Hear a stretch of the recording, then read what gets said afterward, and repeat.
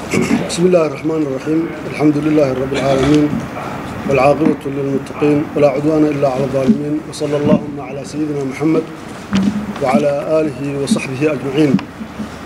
waxaan idin akhriyayaa bayaankii ay isimadu soo saareen shirarkoodii u socday ayaamaha kale. Bismillahir Rahmanir Rahim. Dawladda Puntland bayaan isimada Puntland garowe bayaankii koowaad. Sida la wada socotaan waxaan ku jiraa xaalad doorashooyin oo ay Puntland shantii sanoba marka qabsoonta sida soo xulitaanka xubnaha golaha shacabka, doorashada madaxweynaha iyo ku-xigeenkiisa, taas oo la filayo inay inoo qabsoonto 8 bisha koowaad 2019 haddii Ilaahay idmo. Haddaba iyadoo laga duulayo marxaladda aan ku sugannahay ayaa isimada dhaqanka ee Puntland waxay isugu yimaadeen shir caasimadda Garowe iyagoo ka wada hadlay in la helo doorasho ku dhacda si degan oo xasilooni ah oo xor iyo xalaal ah.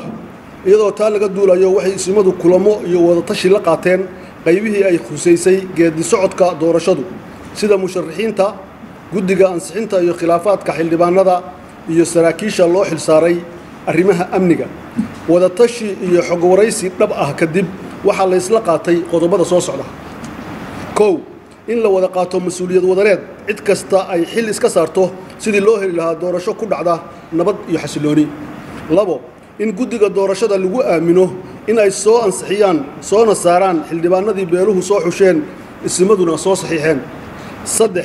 in musharaxiintu ay yihiin mas'uuliyiin muwaadiniin ah, xilna ka saaran yahay la shaqaynta iyo kalsoonida guddiga ansixinta iyo laamaha amniga. 4. in taliyayaasha amniga ay u xilsaaran yihiin amniga guud ahaantiis, mas'uulna iyagu ka yihiin, musharaxiinta xilka madaxweynuhuna ay u saman yihiin, ayna dhib kala kulmin xorriyadooda dhaqdhaqaaq, si wada jir ahna loo wada shaqeeyo. qodobadaas ayaa dhammaan la isku wada raacay waxaana guddoomiyey isimada Puntland.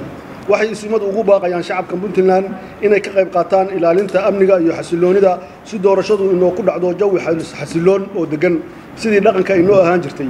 waxayna isimadu la socon doonaan mar kasta xaaladda inta doorashadu inoo qabsoomayso insha Allah.